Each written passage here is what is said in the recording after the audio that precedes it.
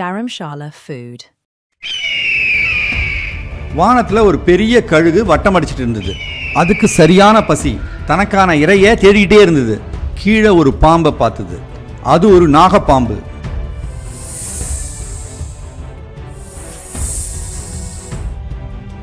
சரியான வேட்டை நினைச்சு அங்கேருந்து வேகமா வந்து அந்த நாகப்பாம்பை தன் காலால கவிடுச்சு.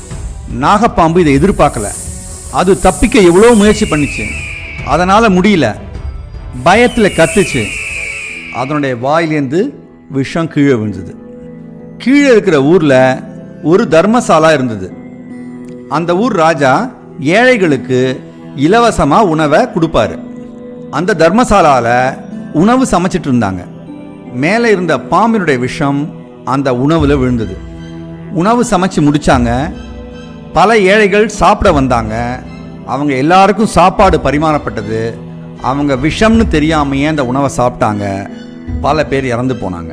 தர்ம தேவதைக்கு முன்னாடி வந்த கேள்வி, இந்த பாவத்துக்கு யார் பொறுப்பு? முதல்ல தர்ம தேவதை கழுகை கூப்பிட்டு விசாரிச்சது. நான் பசியில் இருந்தேன், பாம்பு என்னுடைய உணவு, அதை பிடிச்சிட்டு போனேன், என் மேலே எந்த தப்பும் இல்லை. என்னை கழுகு பிடிச்சிட்டு போயிடுச்சு. நான் பயத்தில் இருந்தேன், அதனால் கத்துனேன். என் வாயிலேருந்து விஷம் ஆட்டோமேட்டிக்காக வந்துருச்சு. நான் பொறுப்பு இல்லை.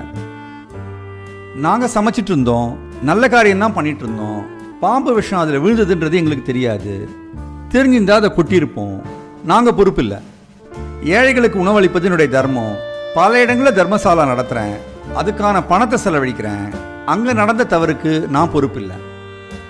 நாங்கள் பரம ஏழைகள், சாப்பிட வந்தோம், விஷம் இருக்குன்னு தெரியாது, சாப்பிட்டுட்டோம், அதனால் பாதிக்கப்பட்டோம்.